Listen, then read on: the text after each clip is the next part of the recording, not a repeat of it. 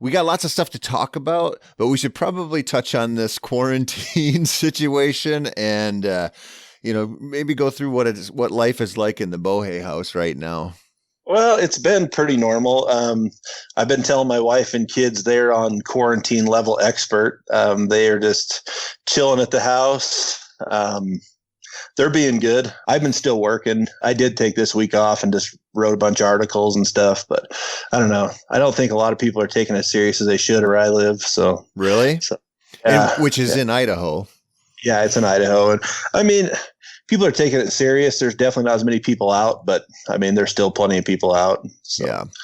Well, there's an interesting thing going on where we're seeing, because of the density of populations in places like New York and Detroit, you're seeing, serious COVID issues there. But in the rural areas, they're kind of going, hey, we haven't even had a case in our county yet. Yeah. But the problem is, if you get it in some of these places, the infrastructure there for medical personnel is just not. Yeah, it's just crazy. Yeah, can't handle it. So I live an hour from Sun Valley, Idaho, and that's like the hot spot for Idaho right now. They have more cases than any other county, and they're getting overran there. It's crazy. So, but just over the hill, we don't have a single case yet, but they haven't tested a lot of people here either. Yeah. So.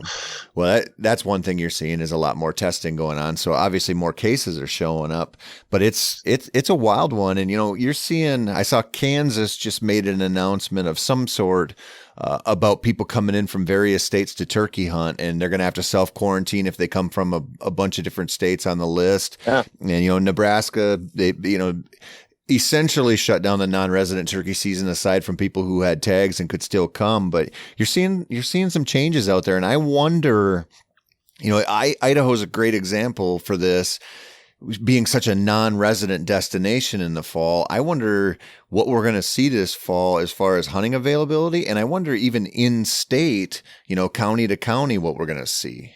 It's crazy. I mean, you see Alaska canceled their bear season for this spring. Yep. For all non-residents. I mean, and that means the end of some outfitters. That's crazy. I mean, these guys aren't going to have jobs next year. So yeah, the implications for this thing financially for people is incredible. I mean, I heard secondhand about a buddy of ours who's got an outfitting operation down in Texas, and he was saying that he's had $300,000 worth of business cancel. And in a state like that, if you're an outfitter, you're outlaying all that cash to get those leases and everything at the beginning of the year, and you're counting on recouping that and making your money, and all of a sudden it's gone. And like you said, the Alaska bear thing, yeah, those outfitters are going to get smoked. Some of the local businesses are going to get smoked over this. Yeah. And the idea was, some of these islands and stuff, hey, we don't want anybody coming there who isn't already there. Yeah, which makes sense, but these air charters and, outfitters, these bear hunts are ready to start in 3 weeks, 2 weeks. Yep. These guys already got gear flown out or, supplies flown out. They've got, guides lined up that this is what they plan on, and they're not going to have it. So I don't know what's going to happen. It's going to be crazy. So, yeah, we got a ways to go yet before we're out of this one. Is it, how bad is it messing up your spring plans? Oh, my daughters both drew bear tags on their side of the state. And so it's gonna, I don't know if we're going to be able to go or not. So yeah, it's going to mess things up for sure. I mean, like we want to go on that bear hunt, and it took them, they've been putting in for years and finally drew, and I don't know if we can drive over there and go or not. So, yeah. Do you feel sort of, a professional obligation to stay home just for the optics of, like, I just look at it and I go, man, traveling right now to hunt. Yeah. I want to, I'm like you. I mean, in the same way, like I want to go, but the optics of it aren't great. And it just doesn't it feels like it'll be an unenjoyable experience because of what's hanging over our heads. Yeah. And, it's like me, like, I live in the same little town that I was, born and raised in. And like, I don't want to be the guy that goes somewhere because I was selfish and wanted to go hunting and bring it back here. I mean, that doesn't look good not only for hunting, that's just not good for my community and my family and anybody. So it's a tough one. I mean, because we're going to go crazy just sitting home, but we're going to have to for a while. So, man, if it wasn't for some close to home opportunities to go out into the woods, it would be brutal right now. Yeah. Yeah. So, yeah, I can at least go shed hunting, and we don't have many turkeys around here. My son did draw a turkey tag here, and we're going to go next weekend, but there's not a lot of stuff to do besides shed hunt right now. So yeah, it's better than nothing. How about fishing? You got any fishing opportunities? Yeah, there's some fishing. Yeah. As soon as the river's thawed a little bit, it'll be fine. So yeah, but that's kind of what we're looking at too. We're scouting turkeys real hard right now, doing some shed hunting. And then, our lakes just opened up. Our rivers are running super high and cold. So that, our good fishing, we're still a month out on that. So it's kind of like, I was telling somebody the other day, I'm like, my house has never felt so small. Yeah. It's a prison. And you're like, all you want to do when I'm at work is like be home. And now I'm like, oh man, I don't want to be here. So yeah. Dude, it's a weird thing. I mean, I go out for a run every day now just for something to do.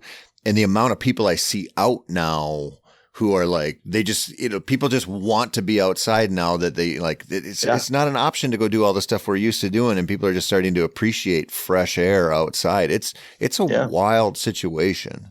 It is for sure. So, yeah. I don't know. Yeah.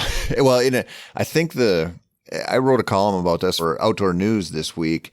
And I think the worst part about this is just, there's so much uncertainty out there. A month ago, if you just said, hey, turkey seasons are going to get canceled over this virus coming from China, you'd been like, no way. And now I saw something last night about here in the Twin Cities, they announced that some of the beaches on some of the lakes downtown, they're not going to open them up all summer. So they're already saying they're going to be closed all the way through August. And I'm going, what do they know that we don't know? I watched some videos this morning. Of course, you're watching these video things on social media, and they're so far at the other end of the spectrum. Like, these guys are saying the world is ending, these guys are saying it's all fine, but some of this research that I'm seeing, they're saying it's not quite as bad as it's the death rate now that they're testing people, and the amount of people dying and the amount of people getting tested and recovering is spreading, because at one time, all we were doing was testing the people that were dying. Of course, that's a high death rate, but yeah, I don't know. I think we're going to be all right. I think it's going to be all right. I think our economy is going to come back fast, but I hope I'm right. So. Well, it's a matter of just how long do we stay shut down? If we got a vaccine pretty quickly, or we got some treatment, or they figured out some better ways to go about this, and the economy would come back quickly. But if we have to do this another 3 months or 5 months or 8 months, it's a different story. But how do we even do that at some point? I know that's not what we're here to talk about, but at some point it's like, we got to go back to work. We cannot just put ourselves into the Great Depression. At some point we have to just go back to work. Yeah. I don't know what else to do. So, yeah, well, that's something I think I was thinking about that last night. Like, we're going to have to find new ways to do the same work. And I think, in a lot of office situations and stuff, with all these people working from home and the world where everybody's doing Zoom teleconferences and stuff like that, they're going to find out, hey, we don't need as many, office buildings and things like that. They're going to find out that the work from home thing is legit. And, just a lot of people are going to figure out a new way to do this. That's one thing that will be amazing out of this is the adaptation that I think people they'll come around to over all kinds of careers and, all their jobs and stuff. I think you'll see some amazing, really intelligent solutions come out. What scares me is that people are going to lose the compassion or the human connection with other people. Like, I don't know if people are going to look at people the same for a while. And that's kind of sad for me.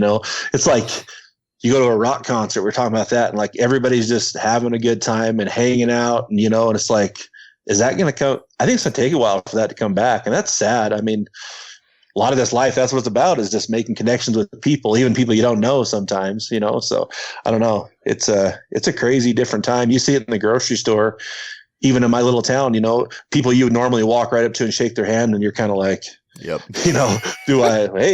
how's it going? And it's like, I don't know. It's the weirdest thing to me. So, it's weird, and it's just, there's just a lot of unknown.